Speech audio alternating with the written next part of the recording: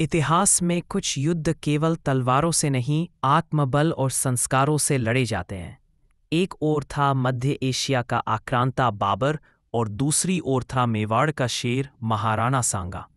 आज हम जानेंगे उस युद्ध की कहानी जिसने भारत के भविष्य की दिशा बदल दी।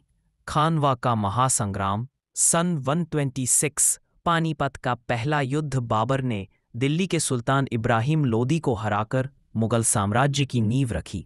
पर दिल्ली जीतने का मतलब हिंदुस्तान जीतना नहीं था, क्योंकि एक नाम था जिसने बाबर को खुली चुनौती दी, महाराणा सांगा से, जिन्हें हम महाराणा सांगा के नाम से जानते हैं। मेवाड़ के गौरव राजपूताने के सभी प्रमुख राजा उनके नेतृत्व में एकत्र हो चुके थे। उनकी आंखें सिर्फ दिल्ली की गद्दी पर थी, ताकि विदेशी आक्रांताओं को हमेशा के लिए बाहर फेंका जा सके। सांगा ने 17 युद्ध लड़े और हर बार विजय हुए। गुजरात, मालवा और दिल्ली तक उनके नाम का डंका बजता था।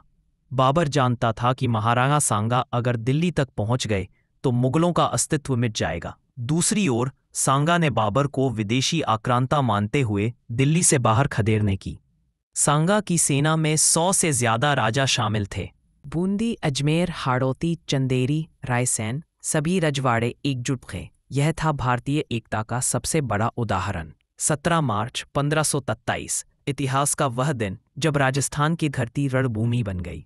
बाबर की सेना में आधुनिक तोपें थीं, जो उसने तुर्कों से सीखी थी। वहीं राजपूत सेना संख्या में बहुत बड़ी थी, लगभग 80,000 सैनिक। युद्ध सुबह से शुरू हुआ। राजपूतों ने जबरदस्त हमला किया। बाबर की सेना घबराई, लेकिन उसकी तोपों और काबुली घुड़सवारों ने संतुलन बना लिया।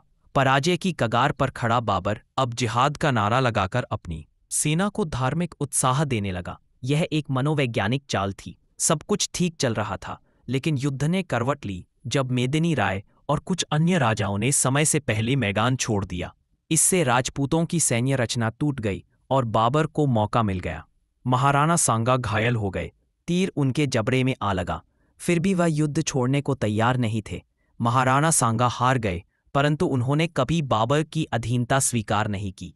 उन्होंने फिर से सेना तैयार करनी शुरू की, लेकिन 1528 में विषाक्त दवा देकर उनका अंत कर दिया गया।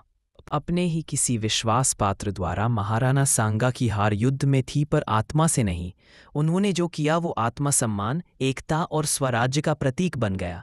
और बाबर सिर्फ एक विजेता रहा, पर नायक कभी नहीं। यह कहानी हमें बताती है कि इतिहास वीरों से बना है और उनमें सबसे ऊंचा नाम है महाराणा सांगा। अगर आपको यह वीडियो ज्ञानवर्धक और प्रेरणादायक लगा हो तो राष्ट्रगाथा को सब्सक्राइब कीजिए, वीडियो को लाइक कीजिए और कमेंट में लिखिए जय मेवाड़।